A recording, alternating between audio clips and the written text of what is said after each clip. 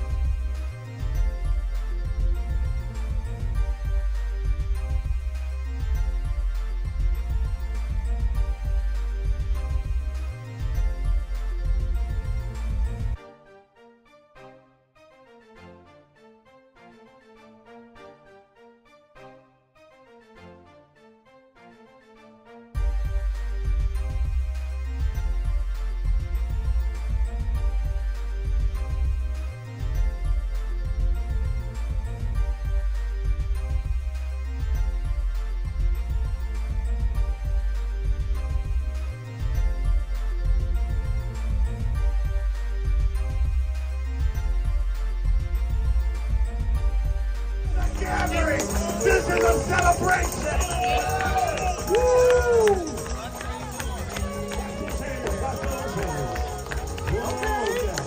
Hallelujah. Hallelujah.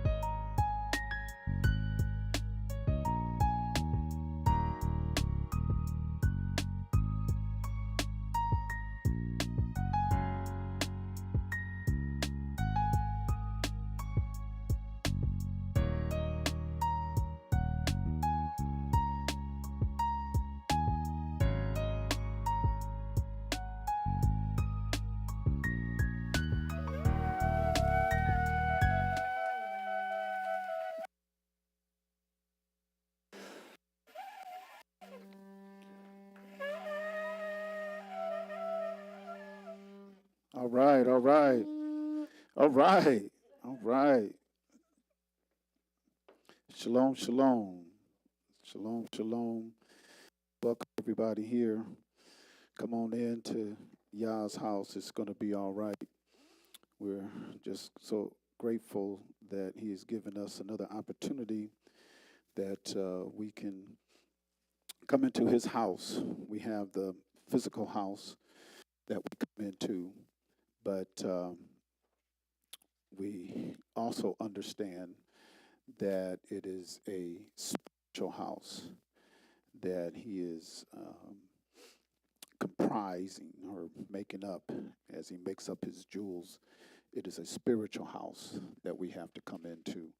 And so we're just eternally grateful that he's given us this opportunity, and for us to know who he is, for us to know who he is, for us to walk in the knowledge that he's given us today, and how as time goes on, as we see with each passing day, he is waking up more of Israel, the 12 tribes that are scattered to the four corners. And I know some people, it's just not music to their ears to think about the awakening of Yasharel. Some people don't believe it. They say it's a fad, or it's just fashionable. You got, things come and go. This is just one of those things that's out there in the air, that's just going through the air right now. Give it another few years and they're going to forget about it. But if you believe in the Bible, if you say, I believe this book is the eternal word of Elohim, this is the instructions given unto us, this is a book of covenant. If you believe it's a book of covenant, and you believe that it stood the test of time up to this point, and you believe it's going to take us into the kingdom, it's going to take us into the world to come. If that's what you believe, then you have to believe the book from cover to cover. If you say that you're a believer, oh yes, I'm a believer. How many of us remember that song? We'd sing that song, yes, I'm a believer. Yes, I'm a believer.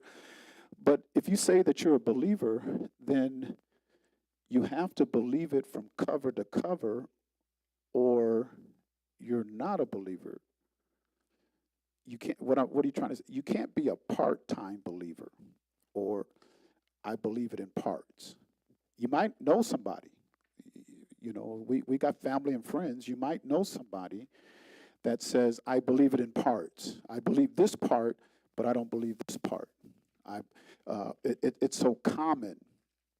It's a common understanding in the Roman Catholic construct of Christianity. It's a common understanding that the part of the book that we believe starts in Matthew and it goes to Revelation.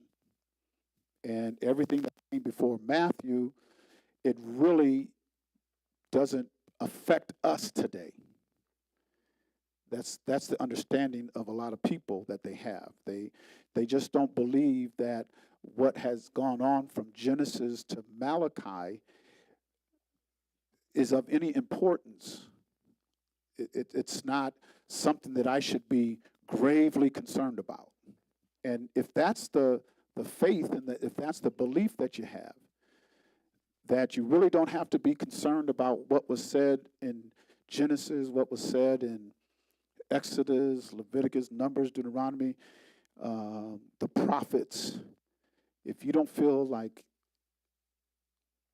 what was written by these men under the power of the Ruach HaKodesh, we call Holy Ghost, then you're really not a believer.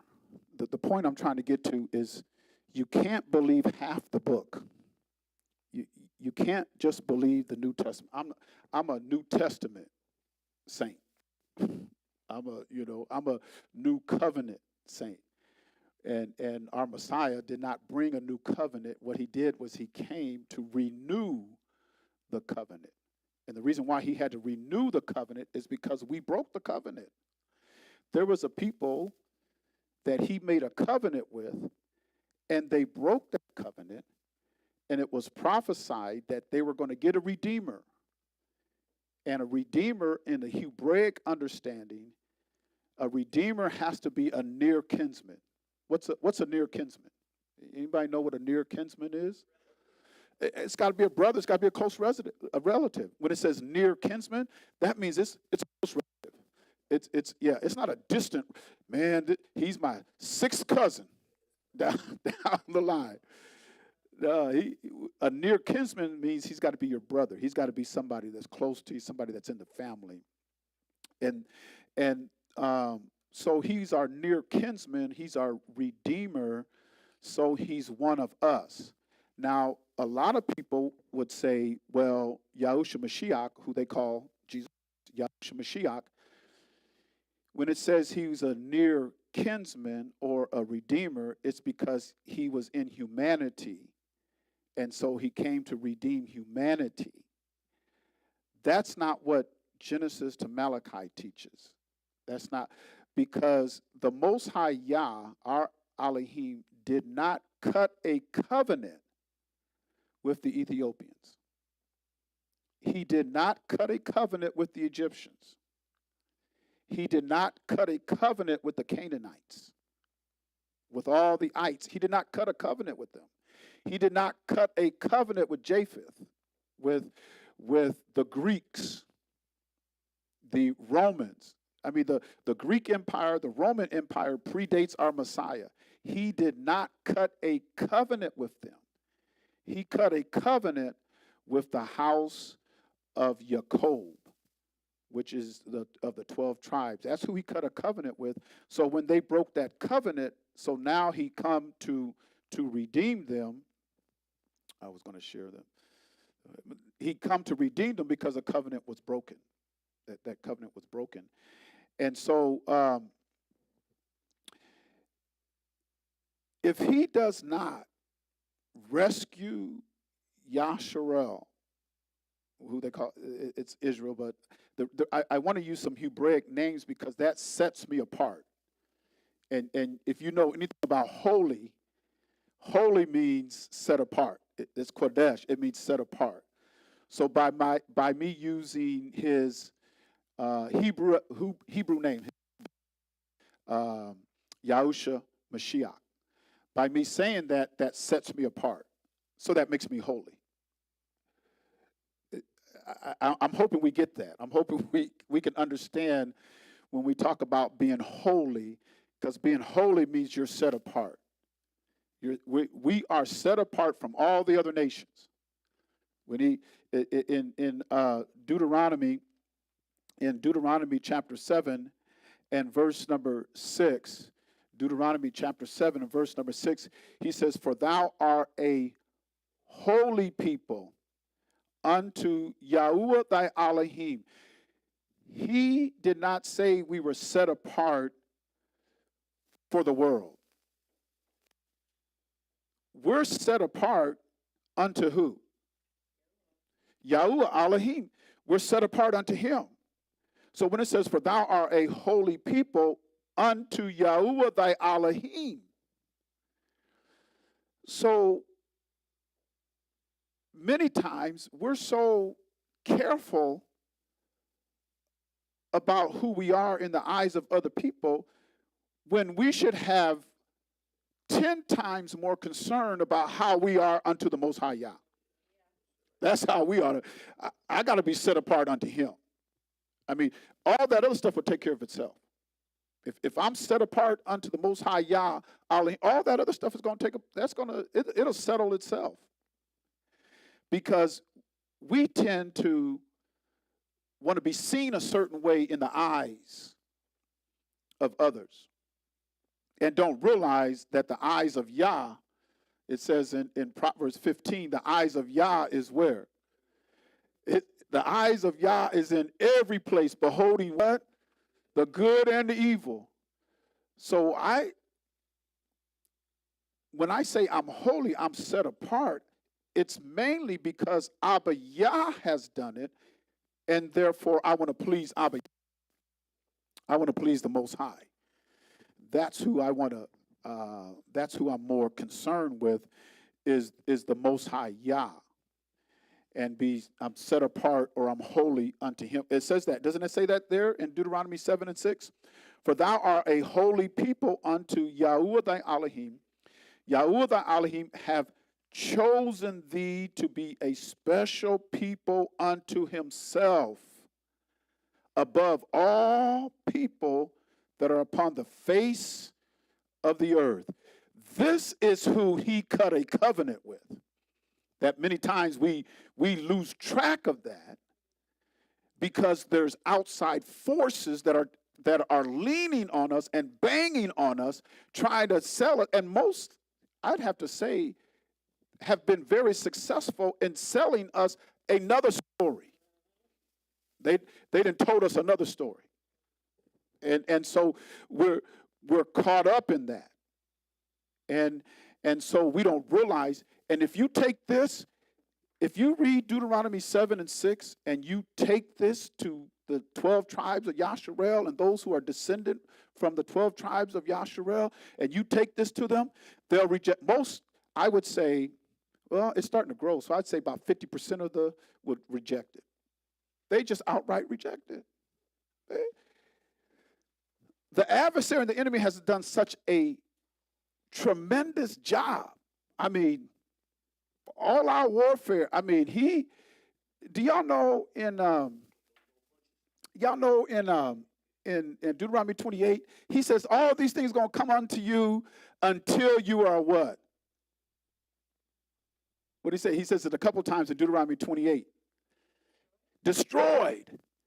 He says all of these curses, all of this stuff is going to come upon you until you are destroyed. You're going to lose your heritage. You're not going to know who you are. You're out of covenant with him. He said this was going to happen unto you. He also said in Deuteronomy 28 that he gave us a clue where you would find Yasharel. And let's go to Deuteronomy 28, and then I'm going to come back here. In Deuteronomy 28 and verse number 64. And he says, and Yahuwah shall scatter thee among all people from one end of the earth even unto the other. You know who else said that? You know who else said that? Let's look at Luke 21:24. Luke 21:24. We're going back to Deuteronomy 28:64. What does Luke 21:24 say? And they shall fall by the edge of the sword and shall be led away captive into all nations. Who said this? Yahusha. Yahusha said it. And Jerusalem shall be trodden down of the Gentiles until the time of the Gentiles be fulfilled. Because Yahusha knew this as well. He knew the curses. That's why he quoted, this is out of Deuteronomy. It's also out of the prophet. What prophet is that said it? Jeremiah. I'm trying to get away from all those J's because there's no J in the Hebrew language, there's no J in the Greek language, and there's no J in Latin. There's absolutely no J. But in the 17th century, up jumps a J. All of a sudden, after 1,700 years, all of a sudden, here comes a J, and you have people who will fight you to the blood over a letter that didn't pop up until the 17th century. I can relate to that because I was one of them. I was one of them until, you know what came? Because Revelation. But what scripture do we always use when we wake up and who came? Who came? Remember we read that? Oh, we better get that. We better get that. Yukan 16:13. I mean, this is a foundational scripture, right? Yukan 16:13. Howbeit, when he who? The Spirit of truth is come. What is he going to do? Guide you into all truth. So when the Spirit of truth came unto me, that J popped up in the 17th century. There's no J in the Latin, which we get the King James from the Latin. It's translated into Latin, from the Latin into English, from the King James. There's no J in the Latin. The Latin is a translation from the Greek and the Codex, the Masoretic Codex, which was Hebrew. So there's no J in the Greek and there's no J in the Hebrew. So when they put his name up across, like we read in John, the 19th chapter, there was no J. Hebrew, Greek, and Latin. But you have people today who will challenge you on the letter J. But when he, the Spirit of truth, has come, then his job is to guide you into all truth. So I know it's the Ruach HaKodesh. I know it's the Ruach HaKodesh. I know it's the Holy. I know it's because when he comes and he shows up, he's going to bring revelation. That's what he's saying here. I'm going to guide you into all truth. I'm going to show you. I'm going to show you. So back to Deuteronomy, where were we? 28 and 6, 28. Yeah, and I don't want to get too far off because I want to get back on the lesson. But 28 and 64, and Yahweh shall scatter thee among all people from the one end of the earth even unto the other, and there thou shalt serve other els. Now you better get this. And there thou shalt serve other gods, other els, which neither thou nor thy fathers have known. Which is when they came out of Egypt. Now, they did get into idolatry, but the idolatry that they got into was from the Egyptians, the calf god. And Egyptians had a lot of different gods. But he wasn't talking about that. I'm not talking about them gods in Egypt. I'm not talking about them. This is where you're going to find Yasharel. They're scattered into all nations. And he says, there you're going to serve other gods, other els, which neither thou nor thy fathers have known, wood and stone. Wood and stone. Wood represents Christianity. Stone represents Islam. Anybody who gets into Islam to be a Muslim, you have to make that trek to Mecca and go before the stone. Either touch it or kiss it, because that's what Islam is. Islam is the stone. And then for Christianity, you see Christianity, that is the wood, because they have glamorized and marketed and made merch of the wood. Oh, it's a lot of money's tied up in it. A lot of money's tied up in the wood. Not only is it merchandise and a lot of money tied up in it, but a lot of souls. And that's what he says here. Your fathers have not known them. These are gods. Wood and stone is gods. And so we were introduced to this and overcome by it, to the point where when the Spirit of truth comes to wake you up and to bring you into all truth, you reject it. You reject it. Because you know what a lot of people are saying? I don't know how he's reading Deuteronomy 28:64. That ain't talking about Christianity. That ain't talking about Islam. But if you do your research, that's what I'm saying. When he, the Spirit of truth, comes, well, see, he's going to guide me into all truth. He's going to open all of this up. And he will open it up to you if you have a willing mind, if you have a willing spirit, if you have, if you don't reject truth. You know, those who reject truth, what does the Most High Yah do when those who reject truth? What does he do? He talks about it in 2 Thessalonians. Because they had no love for the truth, what did he do? No, he said, because they had no love for the truth, Elohim shall send them what? Strong delusion. Strong delusion. That they might believe a lie. And so when you try to tell people, hey, you know what? And a lot of people say, I'm a Christian. I'm a Christian. Okay. The man that you follow, who you say you follow, that you say you believe in, that died for your sins, was a Sabbath keeper. He kept the Shabbat. He kept the Shabbat. It's in Torah. He kept it. But Christians today will reject it. They reject it because they got it, and these other gods, they got it from a nation that was not Yasharel. And when you get overcome by that, everything that Yahusha did, you'll just reject. He was a Sabbath keeper. I don't have to keep Sabbath.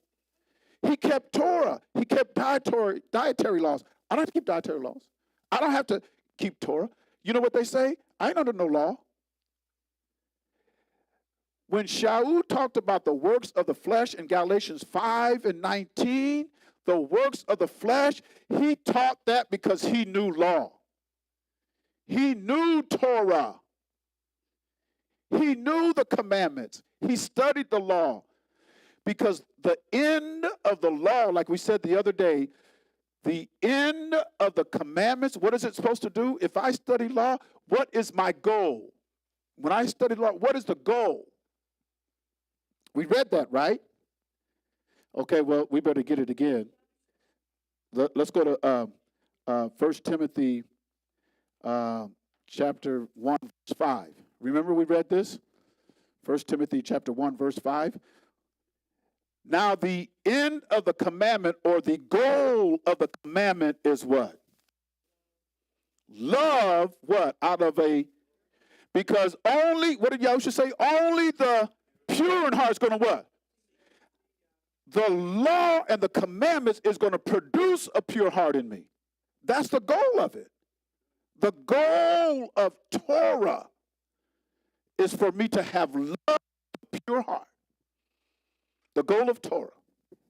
So everybody that say, I don't need Torah, like the wood and the stone, we're not under Torah, then you can't get the desired results if you don't think there's no Torah. If there's no law, well, Shaul says if there's no law, there's no what? Remember he said that in Romans? In Romans he says if there's no law, there is no transgression or sin. That's what he said. He said that in Romans. He says if there's no law, there is no transgression. Because sin is the, oh man, help me, Father. I want to get to where I want to go. Because sin is the transgression of the law. But if I take away the law, I take away sin. That's why people can keep doing what they're doing and feel, hey, all I got to do is go to church, sing and shout, sweat and spit, and just go on back to my lifestyle. Because where there's no law, there is no transgression. Because without the law, you have no sin. So the end or the goal of the commandment is charity out of a pure heart and a good conscience and faith unfeigned. So when I teach Torah, teach law, this should be the goal. Just like it says in Romans 10:4, Yahusha was the end of the law, or he's the goal of the law. My whole goal is to be like Yahushua Mashiach. That's everybody. Our goal is to be like Yahushua Mashiach, who it says he did everything that pleased his Abba. Everything. He says, I do all things that please it. Now, how is he going to please his Father if he's a covenant breaker, if he's a law breaker? How is he going to please his Father? He couldn't rescue us. He couldn't redeem us because our sacrifice had to be pure. He had to be somebody, a near kinsman that knew no sin. And that's what Kepha said, right? He knew no sin. Neither was any guile found in his mouth. He didn't have no sin. So that is my example. Somebody who kept Torah, who walked in the commands of the Most High Yah. That's my example. And so in Deuteronomy 7 and 6, that's where we were. Deuteronomy 7 and 6. This is something that gets a lot of people in Yasharel who don't know that they're Yasharel. It ruffles the feathers, because by him selecting us, for thou art a holy people unto Yahuwah thy Elohim, he selected us and set us apart. Now, why did he choose Yakob? Because at this time, when Musha's talking, this is after he said, hey, we've passed this mountain long enough. Hey, I'm done. We're done doing laps. He wanted to go into the promised land, and he realized he couldn't go in. So he's doing a recapitulation, a summary, a review of when they came out of Egypt, and the Torah was given to them on Mount Sinai. So he's doing a review of that, and he's telling them that Yah has set you apart. But why did Yah choose Yakob and his descendants? Why did Yah, when Musha said this, for thou art a holy people unto Yahuwah thy Elohim, Yahuwah thy Elohim have chosen thee to be a special people unto himself above all people that are on the face of the earth? Now that's hard for a lot of people to accept. That I can't accept that. I'm sorry, but I can't accept being above every other nation. I'm just sorry. If you guys want to believe that, that's fine. But who said it? Did the Most High Yah say it? Oh, so you object to what Yah says. And you have a lot of people who do. That was then, that's not now. But Yah made a covenant with Yakob. That's why he said this. I made a covenant with you. I chose you. Now, I know why he chose Yakob and the descendants of Yakob, the 12 tribes. I know why. Do you guys know why he chose? It was a covenant he made with Abraham. He made a covenant because he's a covenant Elohim. He don't cut a covenant with you and then say, okay, well, that's it, I'm done with it. You guys, we ought to be so glad because our ancestors broke covenant, but he says, I'm not going to leave you in that condition. I'm sending my son. Is it all good? Huh? Oh, is it that? Okay. Okay. Just got me. Let me get back on track. I was teaching good. Let me get back on track. But a lot of people have a problem with this because the enemy has done such a good job that we don't feel we're special. We don't, yes.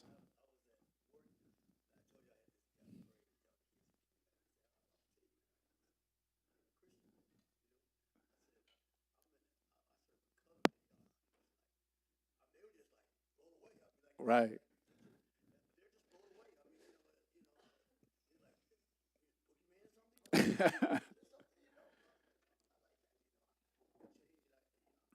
Yeah.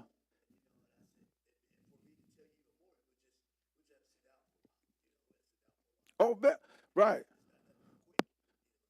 right, right, right. And it takes an understanding, and we need to understand who we are and how special we are.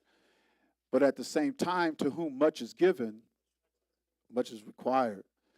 Because if you don't think he'll destroy his people, he's already done it. he's cut a lot of them off.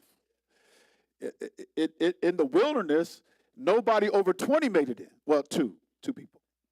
But that was it. So he ain't gonna, how's he gonna kill? He killed a lot of us. A lot of them were destroyed. So it's not that he won't. So to whom much is given, much is required. When I understand the covenant, oh man, I'm a people of covenant. I gotta keep this covenant.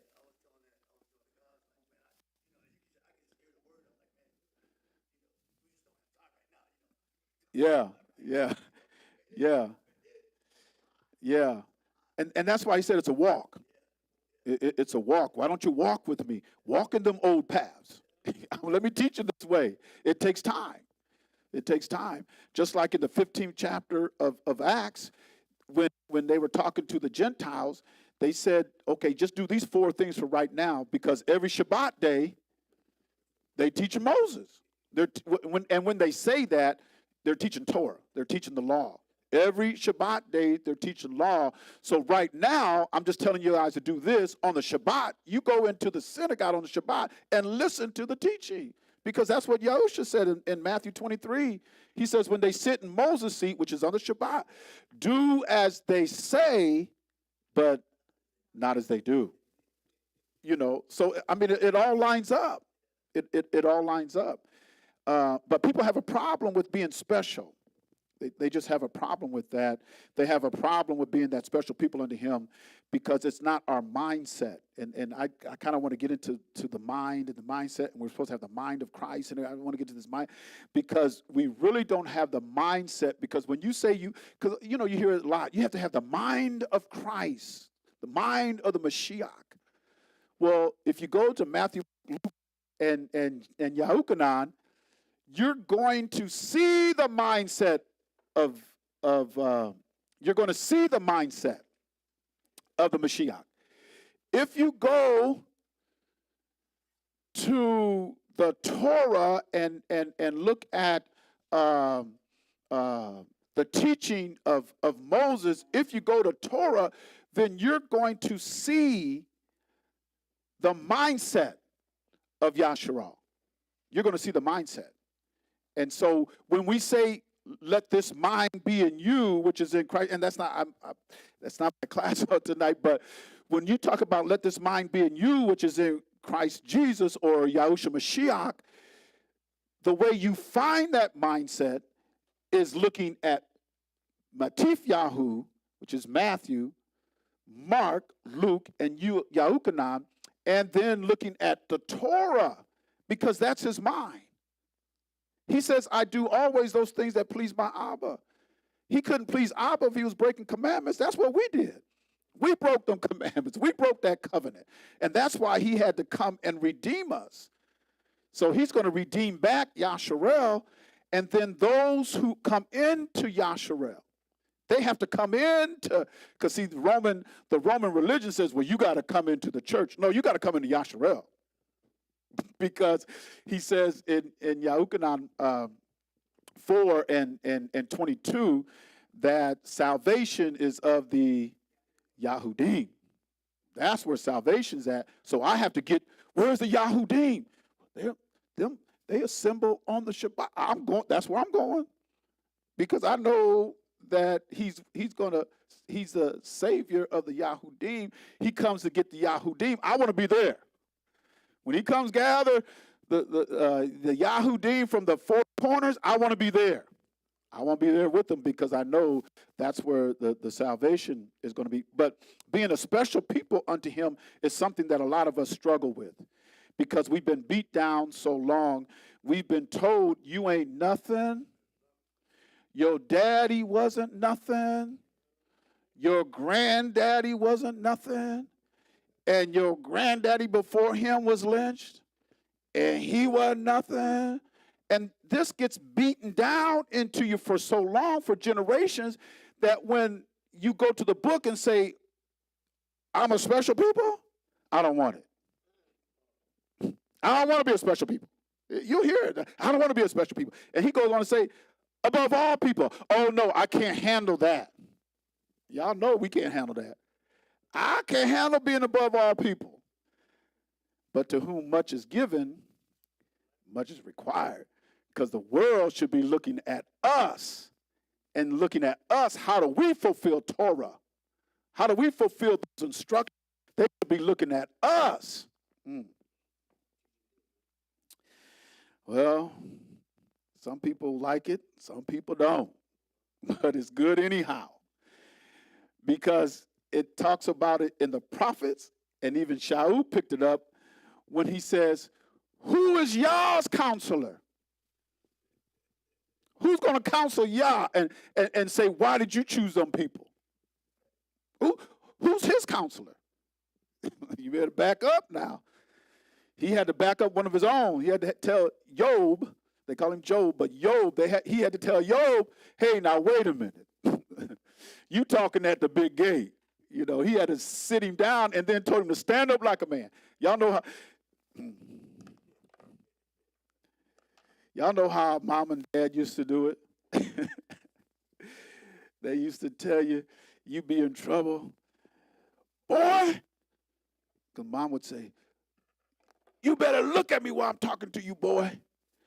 Why are you looking at me like that?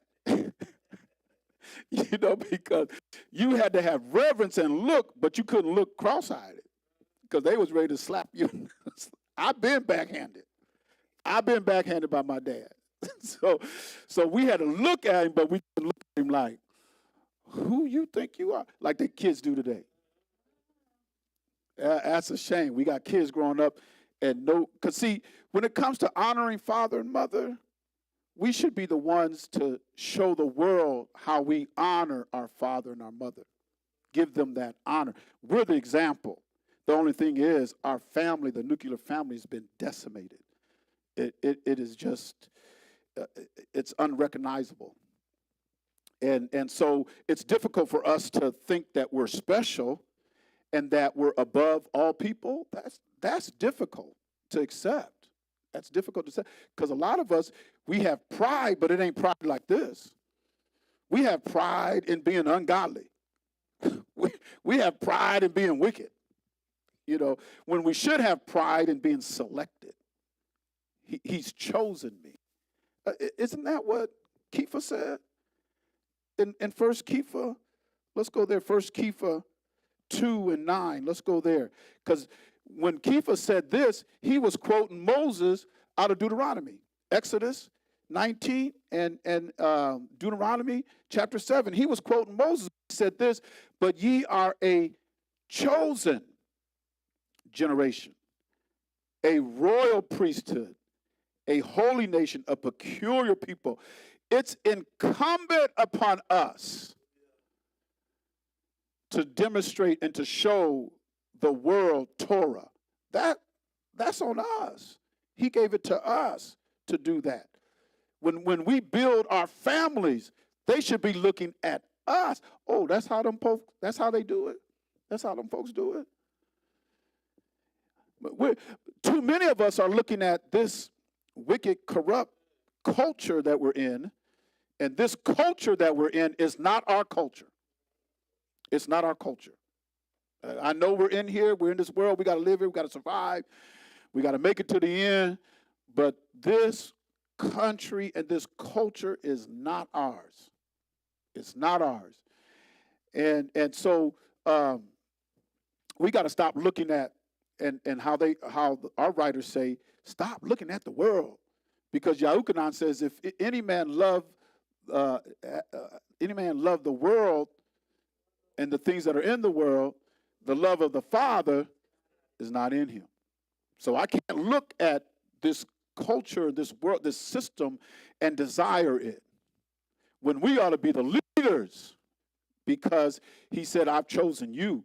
You're my people. You're a royal priesthood. You're a holy nation, a peculiar people, that you should show forth the praises of him who hath called you out of darkness into his marvelous light.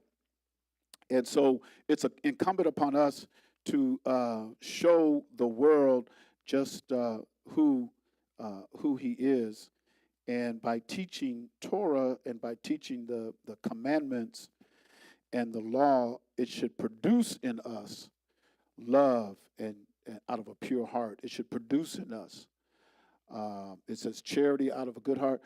It should produce in us a good conscience.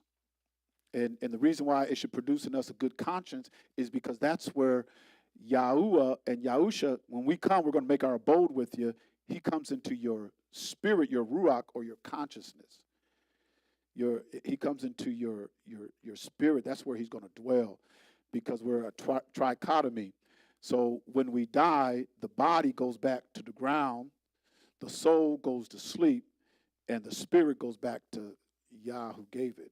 So that's where he wants to be, is in our spirit, in our consciousness, and our subconscious. Because our consciousness and our subconscious never sleeps. It never sleeps. And your conscience knows everything about you. The spirit in man knows everything about man. And it says in Proverbs that it is the candle from Yahuwah, and it searches all the inward parts of you. Because the only thing that knows me like Yah knows me is my spirit. My spirit. Everything that y'all see is on the outside. You see this body. That's what you see. But you don't see the soul and the spirit unless I demonstrate it, unless it comes out.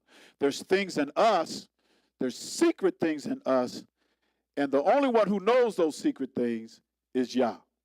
Unless we share those secret things. Because all of us got things, we got closets. Some of us got multiple closets.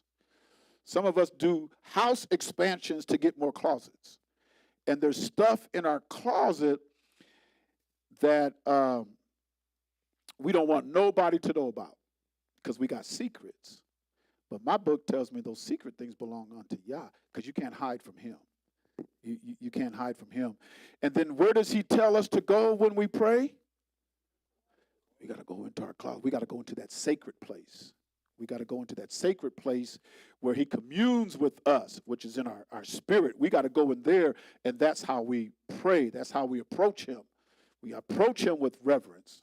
Approach him in a state of repentance. If there's something I've done wrong, Abba Yah, I repent. I'm turning from it. And because there's things that we know in our own spirit that is contrary to Torah, but we don't want you to know. So we go into that closet and we go into that sacred place with him, and we ask, Abba Yah, you got to get me right on this.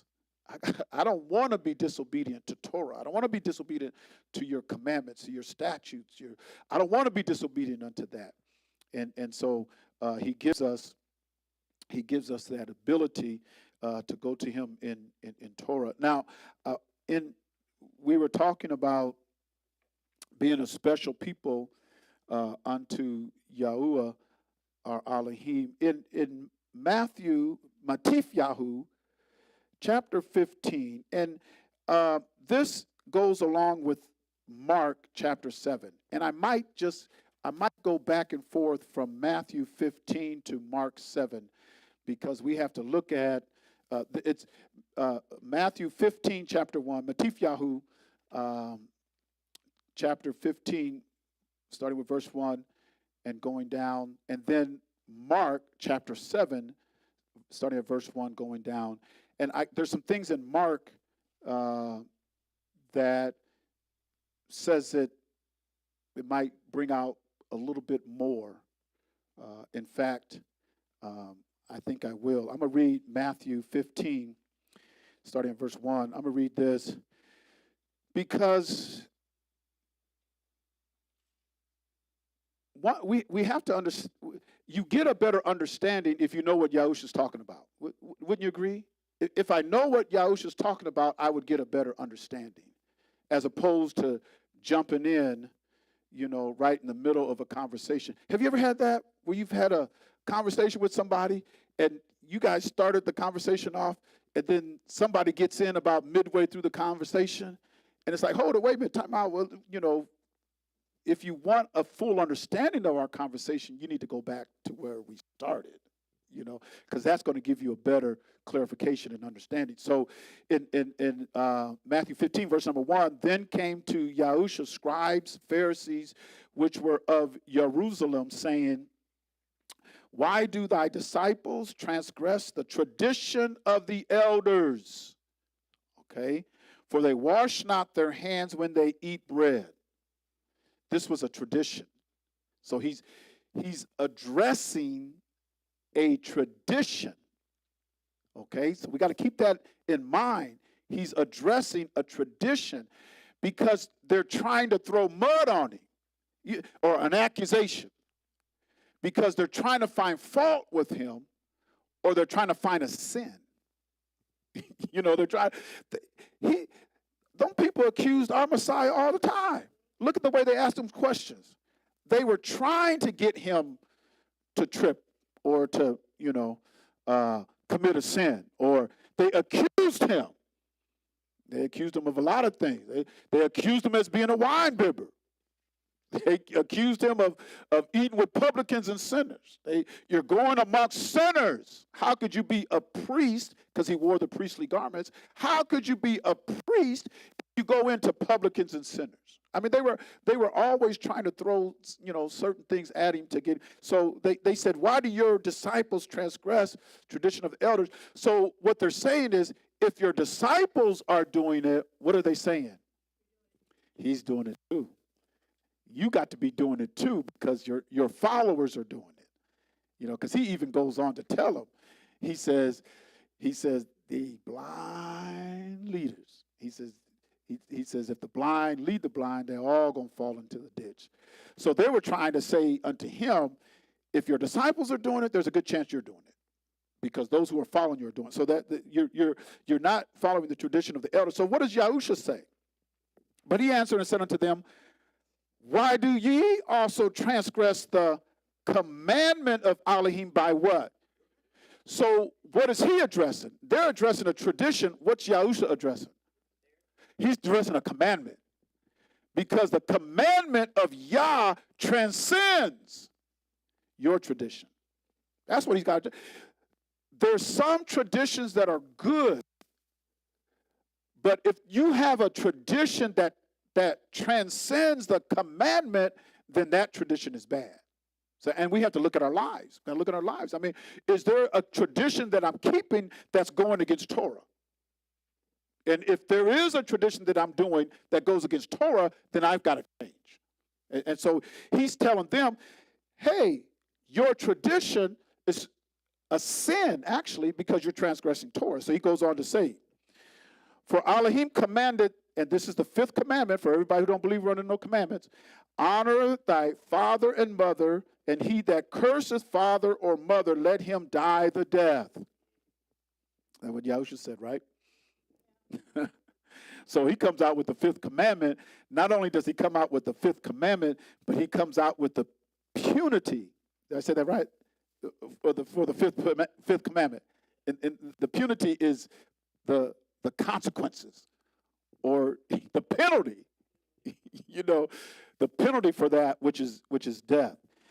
But ye say, now this is your tradition, whosoever shall say to his father or his mother, it is a gift by whatsoever thou mightest be profited by me, and honor not his father or his mother, he shall be free. Thus have ye made the commandment of Elohim of none effect by your tradition. Uh-oh. Now this can get heavy now. This can get heavy. Because in Mark chapter 7, this gift is called Korban. Korban is a gift or a sacrifice. A gift or a sacrifice is called Korban. So what the people were doing was they were bringing a gift or a sacrifice to the priest at the altar, but they were forsaking the fifth commandment.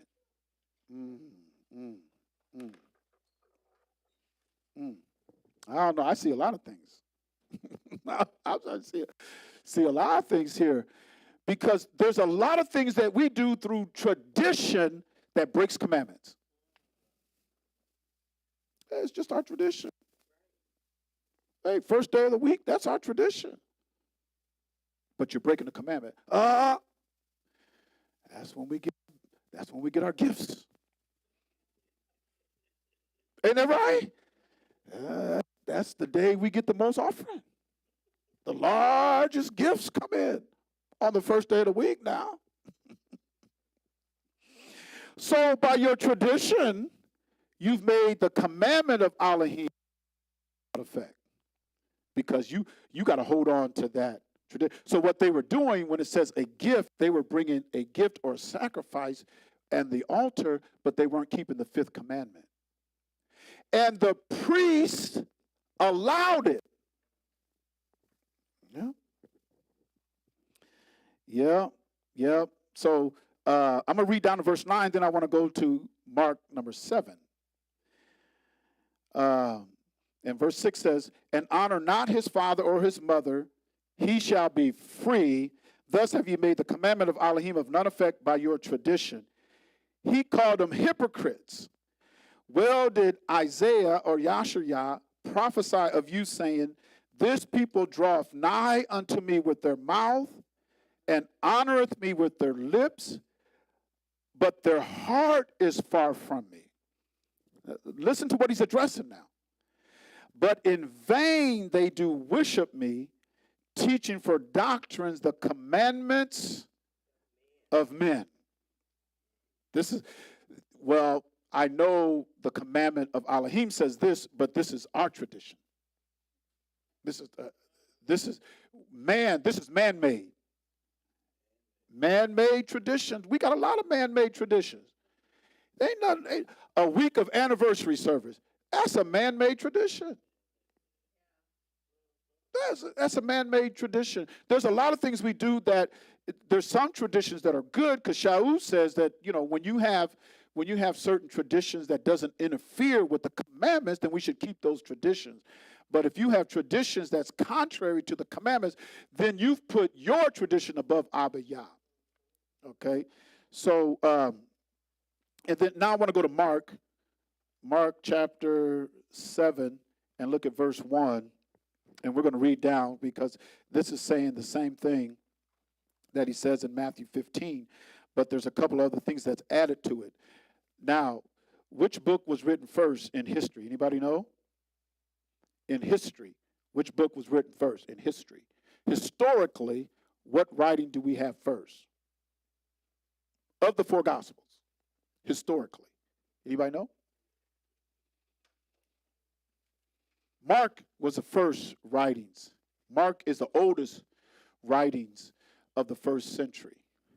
Mark, because see, you had historians, you had people who were writing, but as far as what's compiled as canon, when they compiled all these books as canon, then Mark was the first one.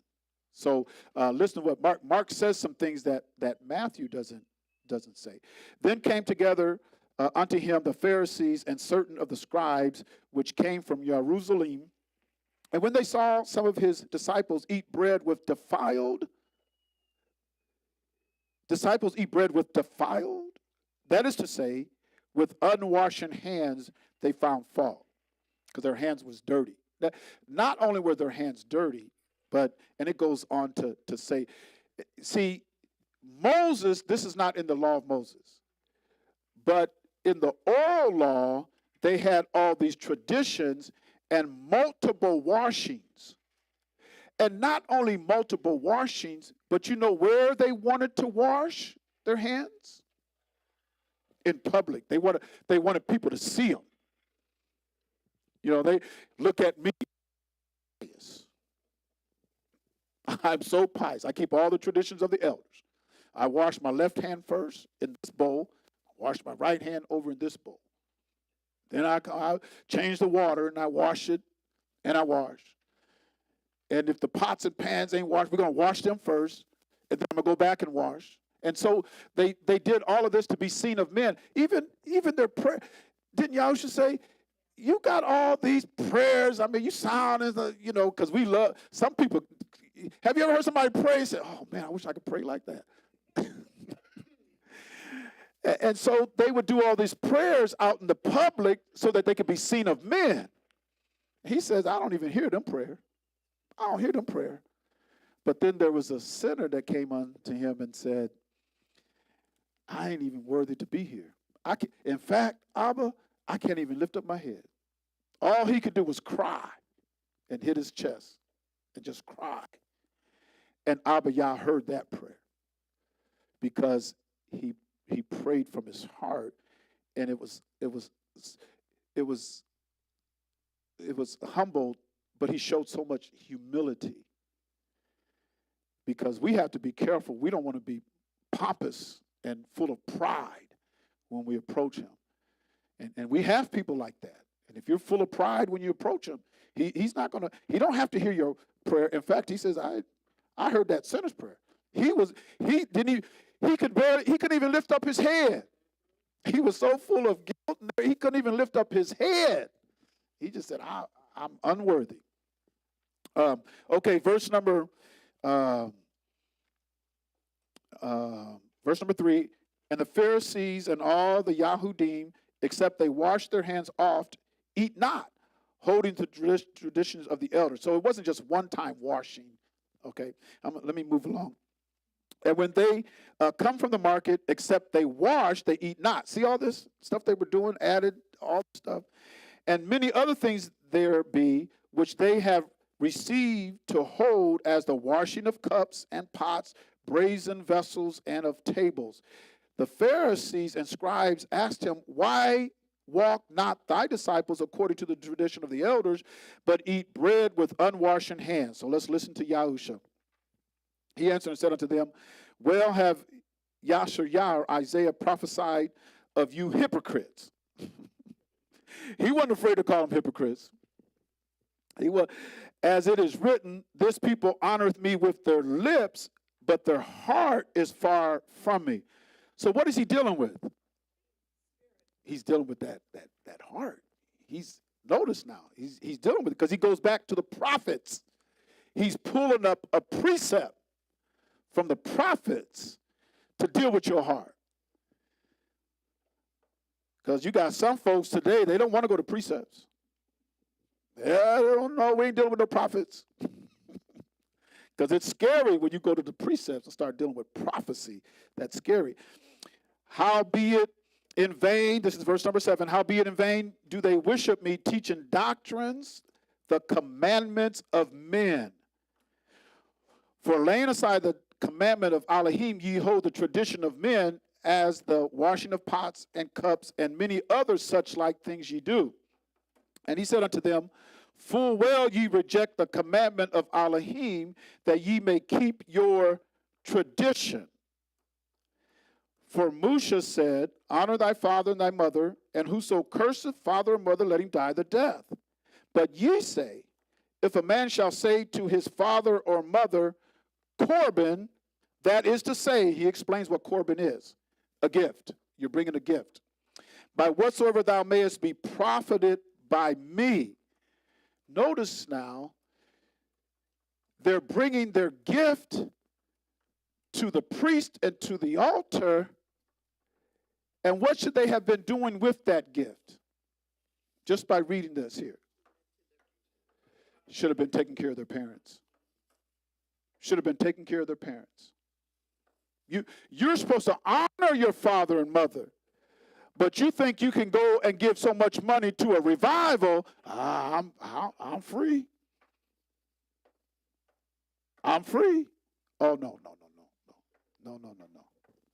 Because see, our mindset, again, and let this mind be in you, which is also in Christ Jesus, or Yahushua Mashiach, our mindset is not like Yahushua's mindset.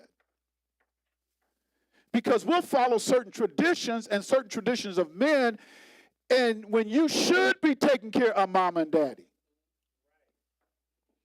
And mom and daddy might need something. Well, I gave it all to the church. That's wrong. That's wrong. I'm not saying don't give because we are supposed to give. That is a commandment of ours, is to give. But if you see your father and mother and they need something, see, this is supposed to be in Yasharal. We're the ones that's supposed to be showing the world, this is how you do this. This is how you do it. And you would rather give to the Roman Catholic construct of Christianity, and you give them all your funds, and then mom and daddy don't have nothing, and mom and daddy hungry? So what he's dealing here with is these elders, Pharisees and scribes, these priests and stuff, you will accept that. But now you want to talk to me about keeping your traditions? Yahusha wasn't having it because he's trying to set order. The commandments of Elohim transcends all your traditions. That's what we have to see. The commandments of Elohim will transcend your traditions. And ye suffer him no more to do aught. This is verse number 12. See that? And ye suffer him because he brought his gift to you. I'm paying my tithes and offerings. And he brought his gift to you and doesn't take care of father and mother. And ye suffer him no more to do aught for his father or his mother, because giving unto your father and your mother is honoring them. That's how you honor them. Now, see, you guys have to be mature now, because mom and daddy shouldn't want to take all your livelihood. That's not what I'm saying. Let's be mature about this. This is when they're in need of something. I don't want to see my mom and dad go without. If they need something, I'm gonna honor my father and mother, because that's a commandment. Anybody that doesn't honor their father and mother, you're in trouble with the Most High. You're in trouble. That's why I look at these commandments. I take them serious. I don't know about y'all. I take them serious because I know I have to be a commandment keeper if I want to make it in the kingdom. I got to be able to keep commandments. He says in verse 13, making the word of Elohim of none effect through your tradition, which ye have delivered, and many such like things you do. He's saying this ain't the only thing, y'all. Now, I can go on a list of things, but I'm dealing with this right now. And verse number 14, and we're going to go on. And when he had called all the people unto him, he said unto them, hearken unto me, every one of you, and understand. There is nothing from without a man that entering into him can defile him. But the things which come out of him, those are they that defile the man. Now notice what he says. If any man have ears to hear, let him hear. And when he was entered into the house from the people, his disciples asked him concerning the parable. So they're going to ask him about this. He's going to explain it to them. Now, so notice now he says, if any man has an ear to hear, let him hear. So you got to hear this. Was Yahusha talking about I know it says nothing from without a man that entering him can defile him, but you have to have an ear to hear. Did he say you can just go eat some poison food? Hey, you can eat some poison food. That's all right. Oh, no. Is he telling anybody he just dealt with his father's commandments. So you think he's telling his people that they can go eat anything? Oh, man, you're free to eat swine. You're free to eat catfish. You're free to eat the abominable. Yahusha knew that those, like it says in Isaiah 66, right? Those that hide behind the tree eating swine's flesh and the abominable and the mouse. Yahusha knew that. Those people are going to be consumed. He knew that. So he that has an ear to hear, he's not dealing with unlawful things. He's dealing with lawful things that you put in your body, because what is the message that he's trying to get across? We're going to read here. What is he dealing with? He's talking about their teaching, their traditions. He's dealing with their heart. He's dealing with their heart. And he goes on to explain. He goes on to explain. So that's what we got to hear. When they were talking about the tradition of the elders, he was addressing their heart. Look at your heart, man. There's some traditions that are good, but you can't put a tradition over the commandment. Check your heart. Everybody check your heart. That's how he dealt with a lot of people. Because when you teach Torah and you teach the law, it should bring about purity or love or charity out of what? A pure heart. Those commandments should wash my heart. That should make my heart pure. So anybody that's absent of commandments and law cannot have a pure heart. You can't have a pure heart because you've done away with law, statutes, commandments. You can't have a pure heart. So listen to what he says. Verse number 17, and when he was entered into the house from the people, his disciples asked him concerning the parable, verse number 18, and he saith unto them, are ye so without understanding also? Because he said, he that hath an ear, let him hear. Now, everybody could not understand his parables because he says, if you could see with your eyes, if you could hear with your ears, if you could perceive or understand with your heart, then what? I'm going to heal you. I'm going to convert you. I'm going to save you. If you could do that, I'm going to save you now. That's why he says, if you got an ear, hear. And then he goes off and his disciples come, wait a minute. Because he's telling them now, if you can hear with your ears, you're going to know what I'm talking about. Because see, some people will try to use this in the Roman Catholic construct of Christianity. They'll use this parable to justify eating unclean animal. See, he says, but before he even got to that, what was he dealing with? He's dealing with their heart. So listen to what he says. Listen to it. Are ye so without understanding also?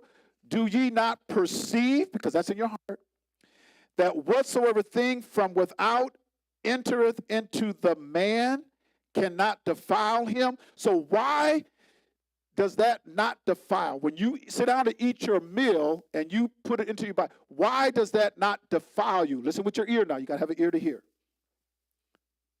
What is he dealing with? Because he says it's right up here. He's dealing with your heart, right? Because when you eat your food to go into your heart muscle,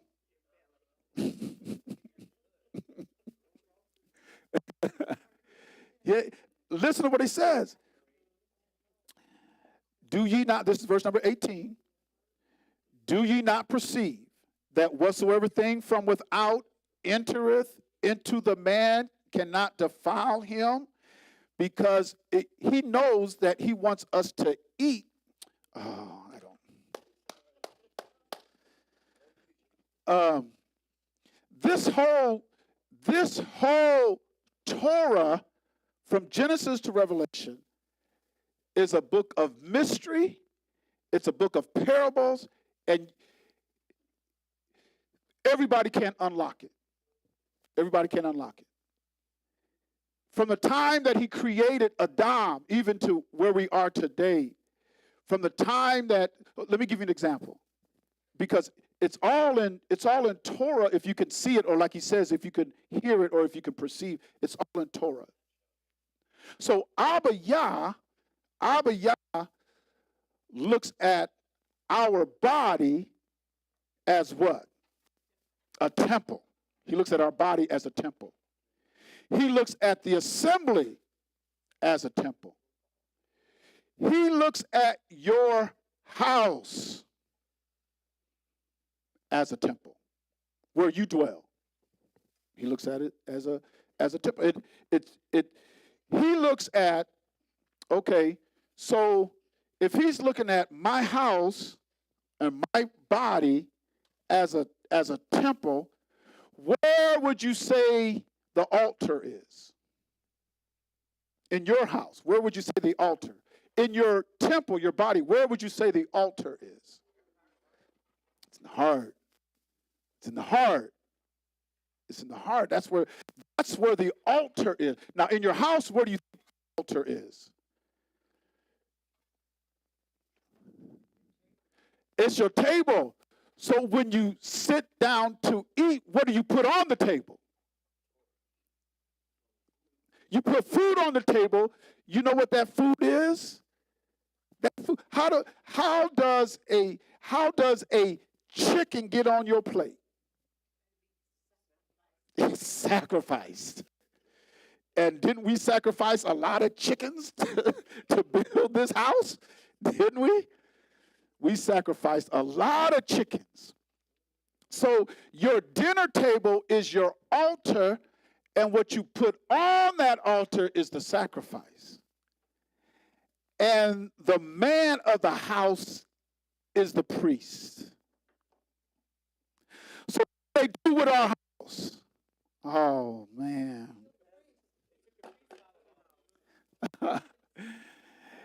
In Chronicles, it says, Israel for a long time has been without a priest and without what? The law.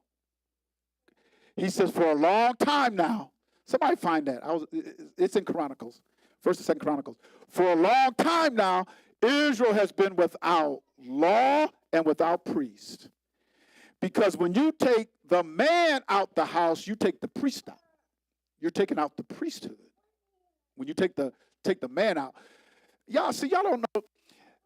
Your adversary and all these, they already know who you are, and they've already tried to dismantle and destroy your whole house. They already done it. They've already done it. We're the last ones to the party. We're the last ones. Because they're very crafty. They know what they're doing. They've already done. We can destroy their whole house. We can destroy the priest of the house. Because it's usually the man. So Isaac had 2 sons, right? And he requested what of his son? Which was what? The venison. He loved his venison because Esau knew how to hunt and how to get that venison and how to prepare it. Abraham, when Yah and those angels came down, the first thing Abraham wanted to do was get him at his table and put a sacrifice on the table so that they can have a meal. Because he understood. He's understood. And that's why when we come together on the Shabbat and we sit down and break bread at the table, this is so important. We fail to realize, because this is the time of year we're coming up to, that when you sit down at that table to eat that turkey, you are eating food unto an idol. We don't see it like that because we're blinded. That's why he's dealing with here. He says, he that has an ear to hear, let him hear. He says, y'all don't perceive this? Y'all can't pick this up? We stopped doing that because they sacrificed the bird unto their paganism. And most of us, we go right along with it because we keep the tradition of men more than the tradition or the commandments of Elohim. Because it's a commandment that when we sacrifice anything on our tables, it can't be sacrificed unto no idol. He told that in the 15th chapter of Acts. He told them, hey, don't eat nothing, strangle, blood, sacrifice to idols, right? Isn't that what it said? There was 4 things they said. Nothing strangled, sacrifice to idols, no blood, and sexual immorality. Those are the 4 things they said. In the 15th chapter of Acts, he said, after he said that, he says, you've got Moses every Shabbat day. He's going to teach you the rest. I'm just telling y'all right now, don't do that. Because in the 16th chapter of Acts, we see Shaul was teaching customs. We read that on the Shabbat, right? 16th chapter of Acts, we're going through that right now. We read that where Shaul was teaching customs. And they said, hey, we don't have to keep them customs. Why did they say that? Because we're what? We're Romans. We ain't got to keep your customs. That's for y'all. And that's why Constantine said, any kind of feast, none of that. Superstition, none of that. We ain't keeping none of that. We ain't keeping nothing of them Hebrews. That's what Constantine said. Because he's of the mindset, I ain't got to keep your customs. I'm a Roman. Because when it comes to Yasharal, when it comes to Yasharel, we are people of covenant. And when you understand, that's why we have to be careful when we sit down and who we break bread with and what we put on the table. You can't just put anything on the table. That Roman Catholic construct of Christianity said you could eat whatever you want. That's not true when you understand Torah.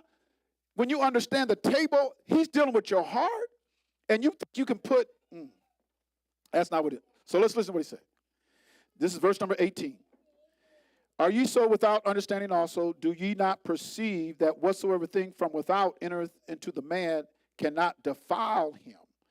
Because it entereth not where? Into his heart. Because I'm dealing with your heart. See, you want to talk about washing hands and all that. I'm dealing with your heart. Because the Most High Yahusha, he going to deal with your heart. What's in your heart? What you got in your heart? Because see, a lot of times we can hide things. Remember I was talking about all them chambers and closets and stuff. You try to hide. He'll deal with your heart. He'll look right at you. Because he can look at all of us. Because it says he's going to deal with us face to face. He'll look at you and start talking to you and know what's in your heart. And you worried about what your neighbors see. We worried about the pastor coming by. Oh, the pastor might come by. You worry about what you should be worried about is the Most High Yahusha, because he deals your heart. He dealing with your heart.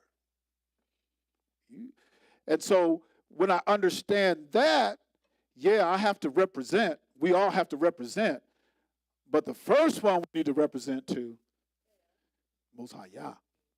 I got to represent before him. Now, I'm an example to the world, all of us. We're an example to the world. We're the light of the world. That's what he said, right? Didn't Yahushua say that? You're the light of the world. He said, let your light. So you got to show it. I'm showing y'all. I'm trying to live. I want my light to shine. But the one I'm really concerned about is the Most High Yah. Because 3 places, Acts 17:31, Romans 14:10, and 2 Corinthians 5:10. He says, everybody's got an appointment, and you're going to have to give an account, right, for everything you've done in this body. 3 times it says that. Acts 17:31. Isn't that right? I'm saying that. I better get it, right? I better get it. Let's look at that. Acts 17:31. Acts 17:31. So that's why it says your heart must be pure. If you want to see Elohim, isn't that what Yahushua said in the Beatitudes? Only the pure in heart are going to see him. So you got to get that. That's why he deals with the heart. And that's what he's dealing with is the heart there. Okay, Acts 17:31.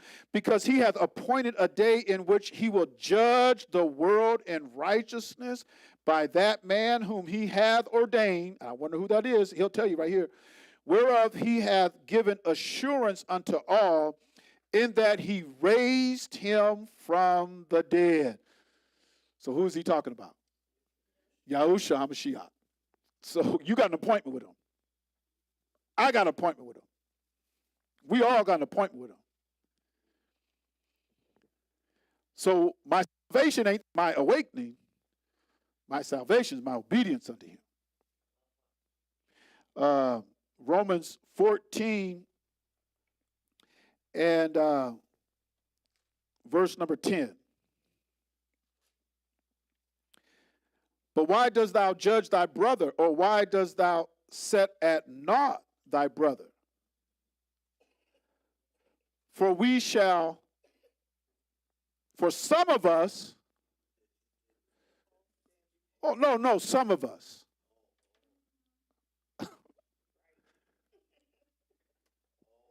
He said, for we shall all, that includes Shaul.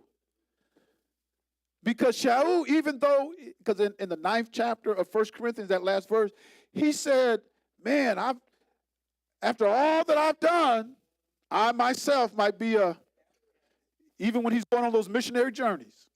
He said, oh man, after all, I know I got to stand before Christ. I know I got to stand before the Mashiach. We all got an appointment with them. He says, we shall all stand before the judgment seat of Mashiach. And then in 2 Corinthians chapter 5 and verse number 10. So how many witnesses that now? 2. And then let's read this one. And then this, how many witnesses will we get then? And then we can go to Ecclesiastics, right? Because this is where Paul's getting it from. Shaul's getting it from Ecclesiastics 12, verse 13 and 14. That's where he's getting it from. For we must all appear before the judgment seat of Mashiach, that everyone may receive the things done in it. Notice now, receive the things done in his body, because he's coming back with rewards. Because those who have done good, you got to see him now. You got to go before the judge. You have to go before the judgment seat of him to get your reward. I want a reward. But you ain't just going to slide. We're going to do the electric slide. You ain't sweeping through no city. Oh, you ain't doing that. No, you're going to stand till he going to deal with you face to face. And then got put out. Made it all the way. Because they had the supper at the reception, right? After the ceremony. Because everybody's not the bride. Because he's going to have a lot of guests. Which means everybody's not the bride. He is going to have a bride, but everybody's not the bride because somebody's got to fill the guests. Be the guest. Now, do you invite total strangers to your wedding? Oh, no. Who you inviting to your wedding? Family and friends. You're inviting family and friends, which means all family ain't a bride.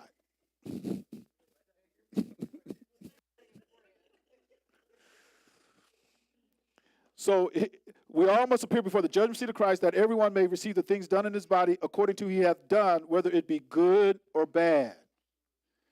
So your rewards, you're going to get rewards for your good, but if your bad outweigh your good,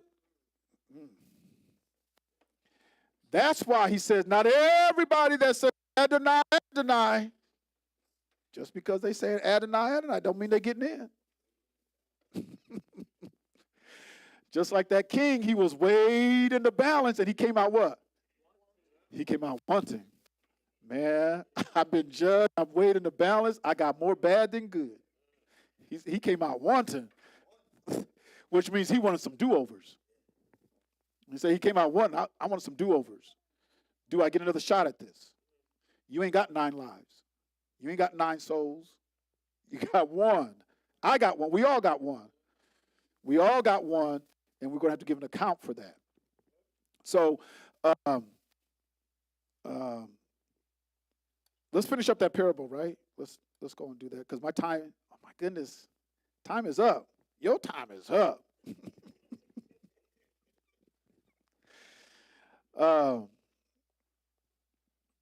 So verse number 15. There's nothing from without a man that entering into him can defile him, but the things which come out of him, those are they that defile the man. If any man have ears to hear, let him hear. He goes on to say, because what you put in your body doesn't go into your heart. It doesn't go into your heart. Verse number 18, are ye so without understanding also? Do ye not perceive that whatsoever thing from without entereth into the man cannot defile him? Because it entereth not into his heart, but into the belly, and goeth out into the drought, purging all meats, which has a dual meaning there. That which cometh out of man, that defileth the man. So this is what defiles the man. And this comes from the heart. Because when you eat your chicken, your turkey, your beef, if you're a vegan and all your food, when you eat it, it's not going into your heart. It's not going into your heart. It goes into the belly. It's broken down in the stomach. Some of people know biology, know how it works, or not really biology, but physiology. Yeah, okay, thanks. So you know how the body breaks everything down, and that's what he's dealing with. He said, I want to deal with your heart, because when you consume food, just the way he made the body, it's got to go down into your stomach, that works and everything, gets into your bloodstream, it goes out through your body and everything like that. But he's saying from within, out of the heart, this is verse number 21, from within, out of the heart of men proceed evil thoughts, adulteries, fornications, murders, thefts, covetousness, wickedness, deceit, lasciviousness, an evil eye. I mean, he's listing them off, ain't he? and Shalom's dealing with this too in Galatians. Listen, blasphemy, pride, foolishness, because he says, a fool has said in his heart. Because you got some folks who don't believe in Elohim. They don't believe in Yah. A fool has said in his heart. They're going to find out. They're going to find out. You know, because we all got an appointment. So you ain't going to miss your appointment. You ain't going to miss it. Foolishness. All these evil things come from within, and that's what defiled the man. That's why you got to get Torah where? And that's why King Daud says, thy word or thy Torah have I hid in my heart that I might not, because sin is a transgression of Torah. Because that's why I got to get it in my heart. That's why I got to study Torah. That's why I got to study Genesis through Malachi. That's why I got to study all of Torah, because it puts his law, it puts his word in my heart, because he's dealing with the heart. He's dealing with the heart. And you should have a heart to want to keep his commandments. That's why I wonder, people talk about, I got the mind of Christ. Do you? Do you? Because if you think you can break commandments, you don't have his mind. You don't have his mindset if you think you can do that. That's not his mind, because he never did anything against his Abba. He kept Torah. In fact, not only did he keep Torah, he was Torah. Torah was made flesh. Torah was made flesh, and he dwelt among us. And Yukan says, we seen him. We handled him. The word of life. I mean, can you imagine? Because, you know, I was thinking the other day, man, I just want to see him. I wish I was there when he walked. I don't want to be of that mob that was against him. I mean, we know too much now. We've eaten of that tree. I know too much, but I want to see him. I want to see him. Yes.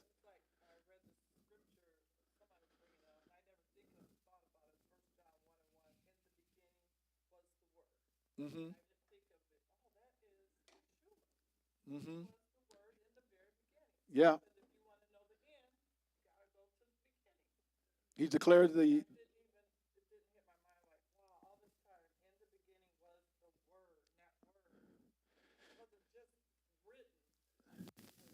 It was him. It was life. It was even in the creation, you know.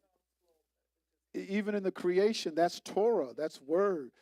And even, you know, it says the Ruach moved.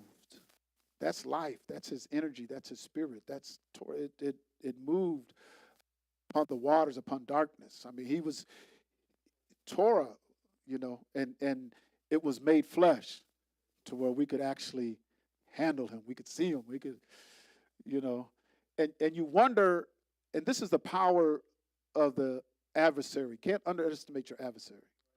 The power of the adversary. That when it came time for him to be offered up at the altar, nobody was with them. Nobody was with them. Torah made flesh. They said it. We seen it. They heard him. They walked with him. They would go to sleep. He would be up all night praying. And then towards the end there, they denied him. They weren't there for him. You know? And so many of us have denied him. And it hurts. I mean, it hurts me to see people deny him. You know, especially if you got family. Because if you're not a family person, then you're not a Yah person.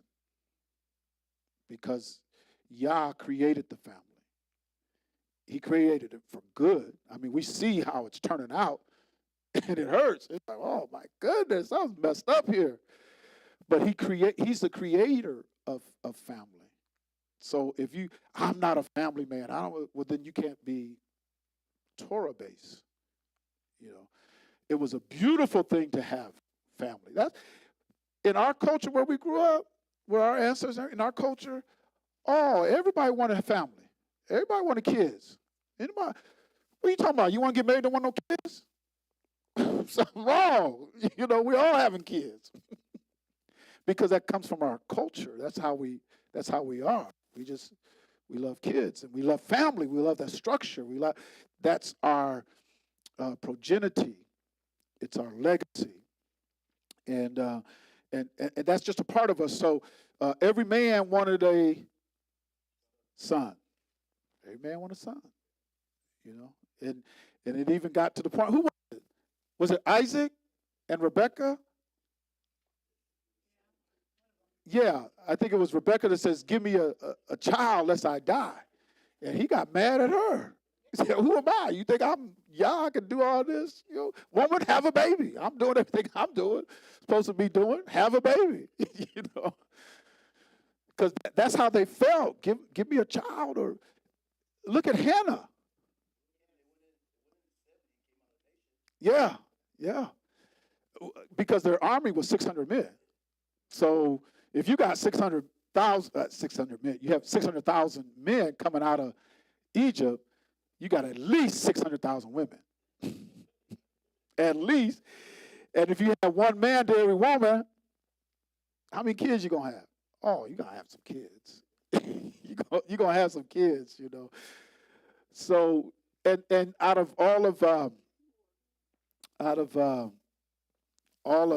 Yakob's sons, the one that had the largest family, anybody know?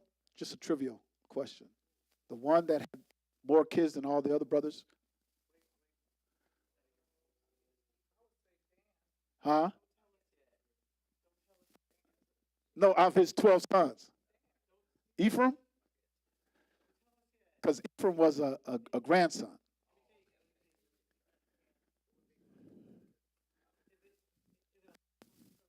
Huh? Joseph had two. Mm-mm. Well, Jacob had 12 sons. Out of his 12 sons, which had the most? Huh? No, not Judah. Because remember, Judah had three, but two of his boys. Yeah. Benjamin, the baby. Benjamin, the baby, when Rachel died at his birth, he had more children than all of his brothers. Because you had Benjamin and Joseph.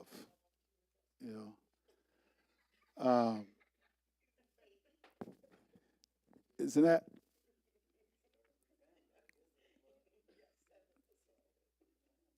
Yeah. So,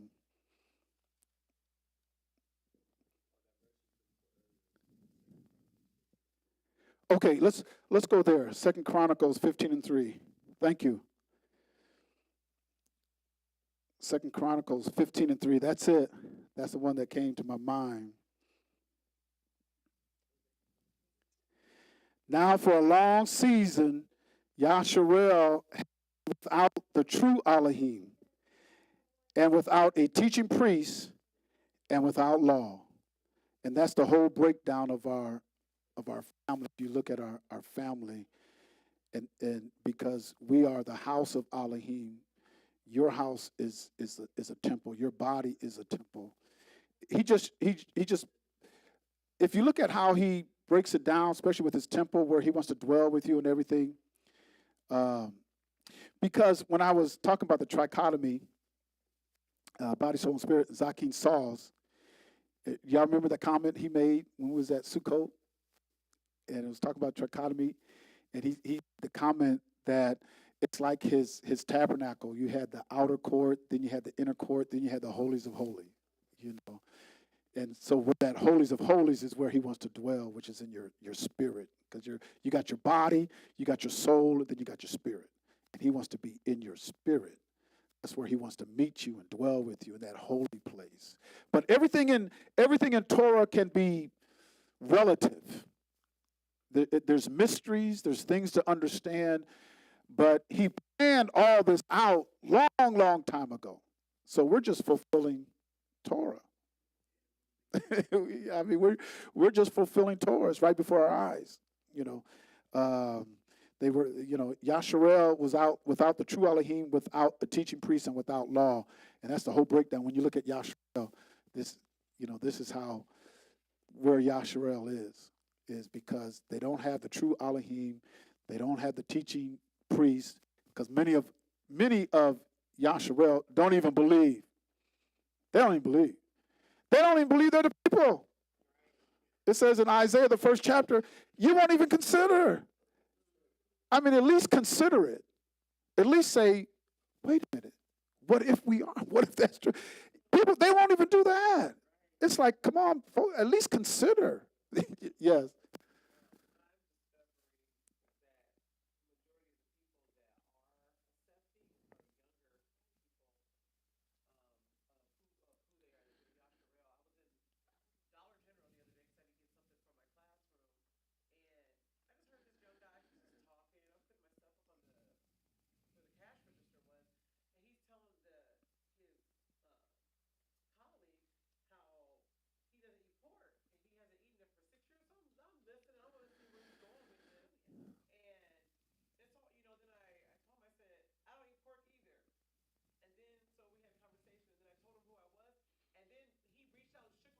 Mm-hmm. Uh-huh.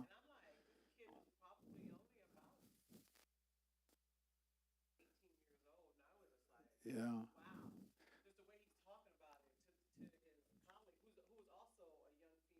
Yeah.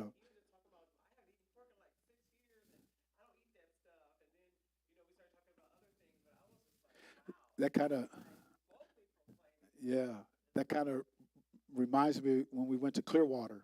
And remember, we were sitting at the table, and that we was outdoors at an outdoor eatery. We were sitting at the table, and that young man, and we talked to him, and he must have only been like 21, maybe about 21. He says, "Oh yeah, I know, I'm Yasharel," because he called us kings and queens, and that was in Clearwater, and he was about 21 years old, because I think he says kings and queens, and then you said, "Do you know who you are?" I think that's how. Yeah. Do you know who you are? He said, "Oh yeah, I know." He says, "I know." He says, "I know I'm Israel." So okay. I mean, this was a 21-year-old guy. We just met him. We'd never seen him before in our life. So, but he was a young man. He was a young man. So you do have a lot of our youth, and that's what he's doing. He's waking up the youth because a lot of our older senior members, some of them are having a little trouble with it. You know. Yeah. Yeah.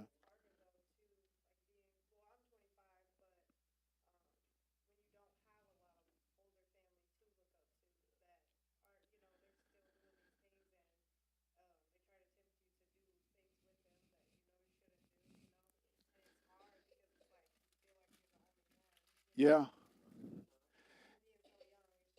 Yeah, it is. It is. And when you get like that, he'll usually connect you to somebody because we're moving into that season where it's going to be very difficult for a lot of families, especially some families that's trying to pull away activities, the world festivities, that paganism. You know, it's difficult time of year because a lot of your family will say, "Why are you torturing them kids?"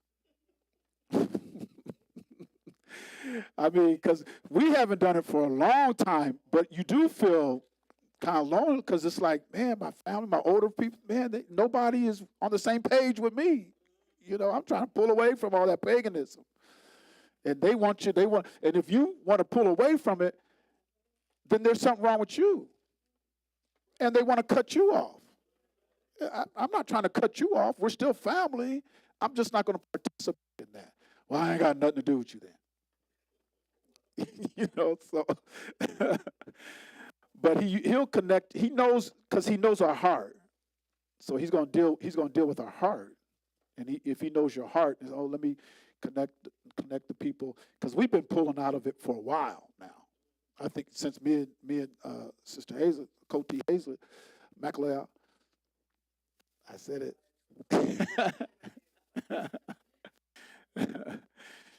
we we've been put because it was our teaching long time now that we was pulling out of it, away from the festivities of this time of year.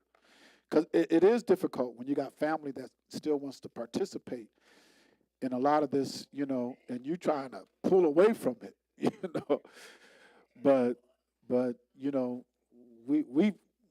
done with that, and you can fellowship with us. I mean, we break bread every Shabbat. Make this your family, because we're gonna be here until y'all come get us, and Yahusha come get us, and we gone. Then we gone, Jack. Any questions, comments? Any questions, comments?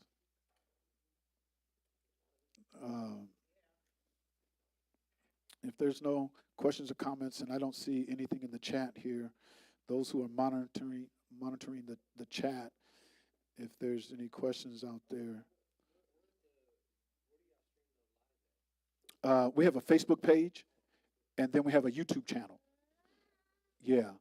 Just look for House of Yah. House of Yah, CAC.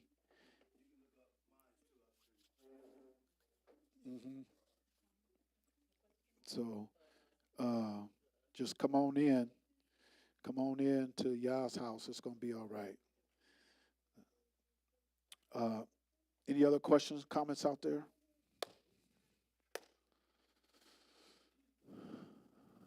You got any questions or comments? Oh. All right. So we want to thank everybody for joining us on tonight in the Torah teaching, and we have our Shabbat service coming up. Every Shabbat, we're here at Most High Willing at 11 o'clock on the Shabbat, and then after Shabbat, we'll be breaking bread. Oh, yeah, we do have a school. We have Youth Torah Adventures. Youth Torah Adventures, and we say youth, it's for children all in steps all the way up. But we invite you and your children. Is it this coming? When's the next date? November. Okay.